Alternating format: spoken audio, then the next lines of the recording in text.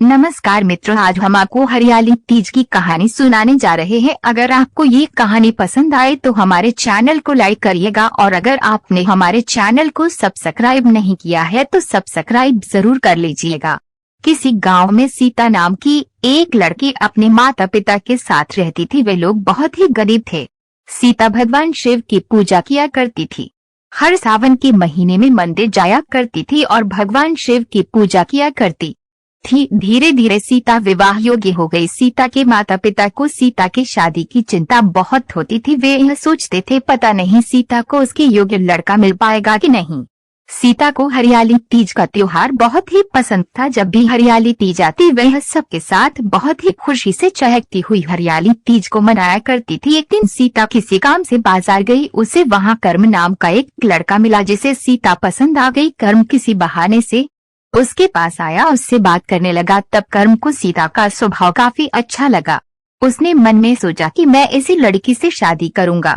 उधर कर्म घर आकर के अपने माँ को सारी बात बताता है और कहता है कि माँ मैं उसी लड़की से शादी करूंगा। पहले तो माँ मान गई, लेकिन जब कर्म की माँ ने यह सुना कि सीता एक गरीब परिवार से है तो वह मना कर देती हैं।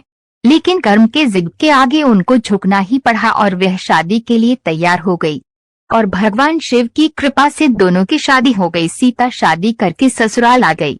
सीता के माता पिता इतने गरीब थे कि उन्होंने अपनी बेटी को बहुत कुछ नहीं दिया, फिर भी उन्होंने अपनी हैसियत के अनुसार शादी का सामान दिया। लेकिन कर्म की माँ को कोई भी सामान पसंद नहीं आया। सीता अपने ससुराल में भी रोज भगवान शिव की पूजा किया करती थी और सास की खूब सेवा करती थी, लेकिन फिर भी कर्म की माँ उसे पसंद नहीं करती थी। धीरे धीरे समय बीत जाता है और सावन के महीने में सीता रोज मंदिर जाती थी। एक दिन हरियाली तीज का त्योहार आ जाता है। सीता बहुत खुश होती है। तीज के दिन मायके से सामान आता है। सीता ने अपने माँ को फोन किया और सामान के बारे में पूछा। तब उन्होंने कहा तुम्हारे पापा की तबीयत ठीक नहीं है, आज मैं सामान लेकर आऊंगी। सीता बात कर ही रही थी कि उसकी सांस आ जाती है और कहती है कि सिर्फ फोन पर ही बात करती रहोगी या कोई काम भी करोगी।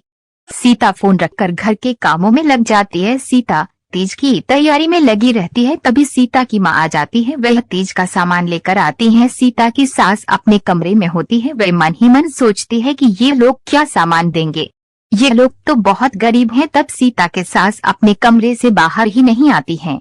तब सीता की माँ कहती है कि सीता मुझे अब घर जाना है, नहीं तो काफी देर हो जाएगी। तुम्हारे पापा की भी तबीयत ठीक नहीं है, तुम अपनी सास को बुला दो तो मैं अपने हाथों से उन्हें यह सामान दे दूं। सीता कहती है कि ठीक है माँ। तब फिर सीता कमरे में जाकर अपने सास को बुलाती है। तब उसके सास आ जाती हैं। तब सीता की माँ कहती है कि ये सीता की पहली हरियाली तीज है, मैं कुछ सामान लाई हूँ। इतना कहकर सीता की माँ पूजा की सास को सामान दे देती है। सामान थोड़ा ही होता है और उसमें कुछ पैसे होते हैं।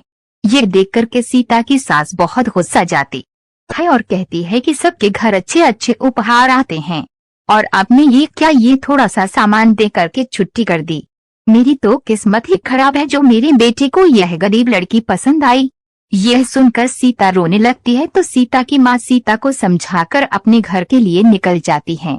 उसके बाद सीता ने महाशिव और पार्वती की पूजा की। सीता अपने कमरे में बैठी थी। अचानक से सीता को अपने सास के कमरे से अजीब आवाज आती है। सीता दौड़ कर जाती है, कमरा बंद देखती है। उसने बहुत दरवाजा खटखटाया लेकिन दरवाजा नहीं खुला। तब सीता खिड़की से अंदर जाने लगी तो सीता को चोट लग गई। सीता अंदर पहुंची तो देखा उसकी सास बेहोश है। सीता ने अपने सास को बेड पर लिटाया और पानी की कुछ छींटे भी मारी। सीता की सास को होश आ जाता है तो सीता की सास पूछती है कि बेटा तुमको ये चोट कैसे लग गई है। सीता कहती है कि माँ जी आपका दरवाजा अंदर से बंद था तो मुझे खिड़की के रास्ते से अंदर आना पड़ा, इसीलिए मुझे चोट लग गई।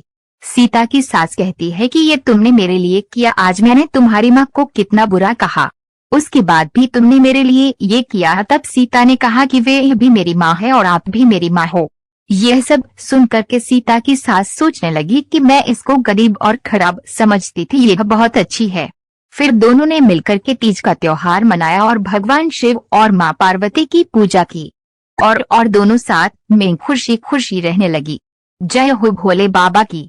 अगर आपको ये वीडियो पसंद आया हो तो कमेंट में हरियाली तीज जरूर लिखें और हमारे चैनल को सब्सक्राइब